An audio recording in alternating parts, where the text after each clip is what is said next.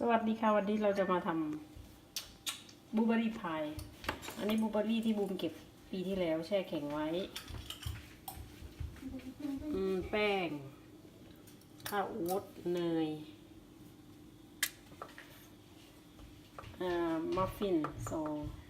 วานิลลาแล้วก็เกลือง่ายๆค่ะง่ายๆมากมาดูกันค่ะทำของลูกสาวเริ่ม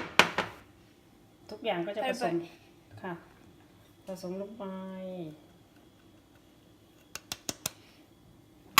ใส่เกลือนิดหน่อย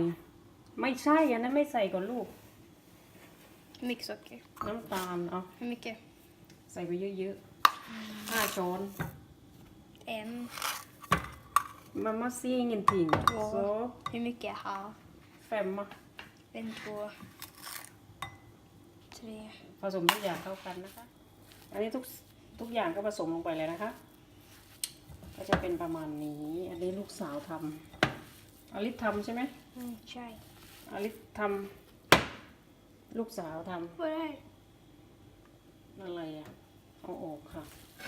เอามือออกให้มาถ่ายแป๊บเดียวนี่ค่ะมันก็จะได้ประมาณนี้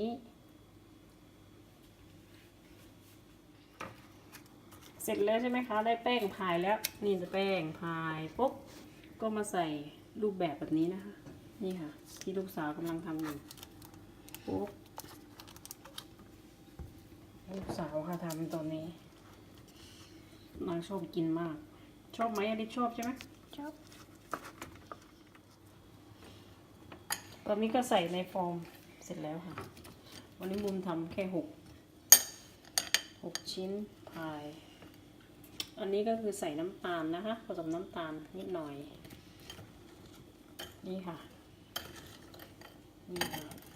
พายง่ายๆทำเองง่ายๆรวดเร็วเอานี่ใส่ไปเราอยากให้มันมีความกรอบนิดหน่อยเดี๋ยวเลยปิด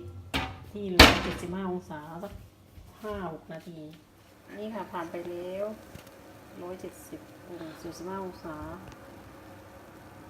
อบไป6 นาทีก็จะได้ประมาณนี้นี่ค่ะนี่เห็นไหมบลูเบอร์รี่ที่เราไปจากช่องแข็งมันก็จะเริ่มละลายแล้วนี่ลูกสาวคลุกกับน้ำตาลค่ะมาดูขั้นตอนต่อไปอันนี้ถึงขั้นตอนใส่บลูเบอร์รี่ลงไปนะคะบลูเบอร์รี่ที่คลุกกับน้ำตาลนี่ค่ะอันนี้ลูกสาวกำลังทำเราจะใส่ลงไป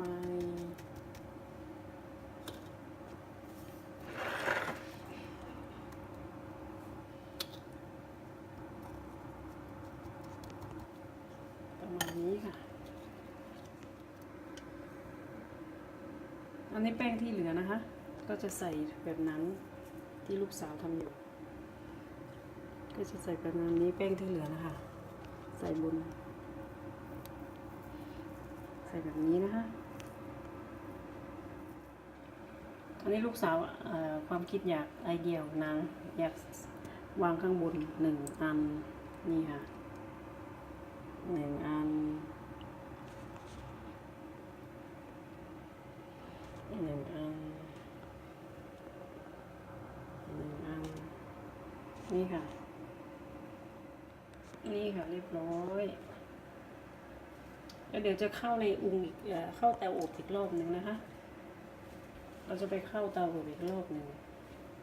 อีกประมาณ5-10 นาทีค่ะตอนนี้มันกำลังร้อนอยู่ค่ะเห็นไหมคะอลิศวานเย็ดแต่วานร้อนมากๆนี่ค่ะเราออกมาจากเตาจะประมาณนี้น่ากินมากก็มีไอศครีมวานิลลานะสุดยอดอันนี้ทำแบบไม่ได้ตั้งตัวทำแค่กินคืนนี้ไม่ได้หมดความอ้วน